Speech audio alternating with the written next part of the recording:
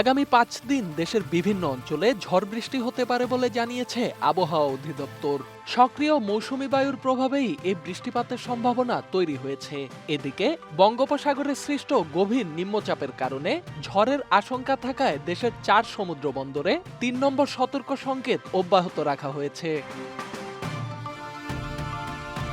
আবহাওয়া অধিদপ্তরের তথ্য মতে শনিবার থেকে রংপুর ও রাজশাহী বিভাগের অধিকাংশ জায়গায় আর ময়মনসিংহ, ঢাকা, খুলনা, বরিশাল, চট্টগ্রাম ও সিলেট বিভাগের অনেক জায়গায় অস্থায়ীভাবে দমকা হাওয়া সহ হালকা থেকে মাঝারি বৃষ্টি অথবা বজ্রসহ বৃষ্টি হতে পারে।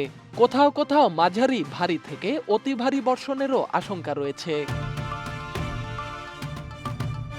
রোববারও একই পরিস্থিতি অব্যাহত থাকবে। বিশেষ করে রংপুর, রাজশাহী, ঢাকা, ময়মনসিংহ ও খুলনা বিভাগের কিছু এলাকায় ভারী বর্ষণের সম্ভাবনা রয়েছে।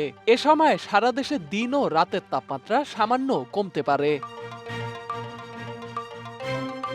তবে বর্ধিত ৫ দিনের পূর্বাভাসে বলা হয়েছে, সপ্তাহের শেষের দিকে ধীরে ধীরে কমতে পারে বৃষ্টিপাতের প্রবণতা। Dhaka express, desk report.